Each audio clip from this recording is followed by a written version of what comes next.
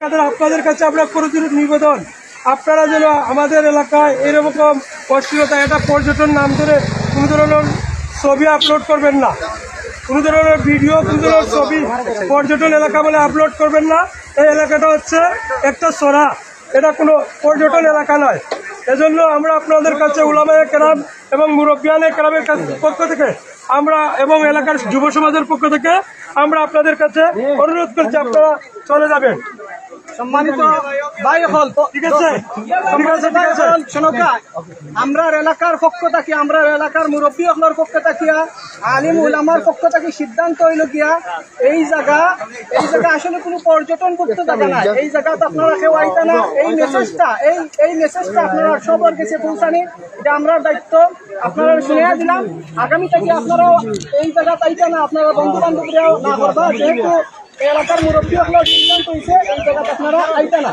এই এলাকা আলিম ওলামার এলাকা, মানে দিনদার এলাকা। এই এলাকার পরিবেশটা অনেক মানুষ অনেক সিস্টেমে আয়, অশ্লীল সিস্টেমে আয়, অনেক মদ খায়, বিভিন্ন ধরনের নেশা এখানে গ্রহণ করে, যার কারণে এলাকার পরিবেশটা নষ্ট হয়ে যায়।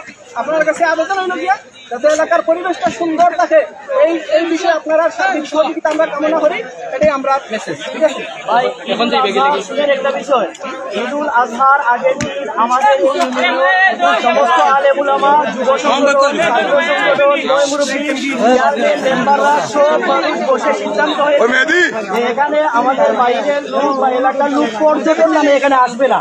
তো আমরা আসছি মূলত আজকে আপনাদেরকে দাওয়াত দেওয়ার জন্য।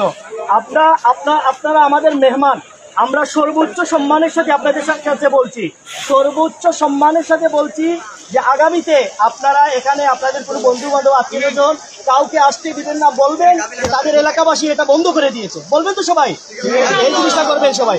আর যত দ্রুত যাওয়া সম্ভব আপনারা চলে যাবেন, নতুবা আমাদের এলাকার কোনো যুবকরা হয়তো আপনাদের সাথে যদি কোনো ধরনের, আল্লাহ না করুক, যদি কোনো খারাপ আচরণ করে ফেলে, এটা আমাদের এলাকার বদনাম হয়ে যাবে। এই জন্য আমরা চাচ্ছি আমাদের এলাকায় কোনো অশৃঙ্খলা না হোক, এই জন্য দয়া করে আপনারা গেলে আমরা খুশি হবো। পারবেন তো ইনশাআল্লাহ ভাই?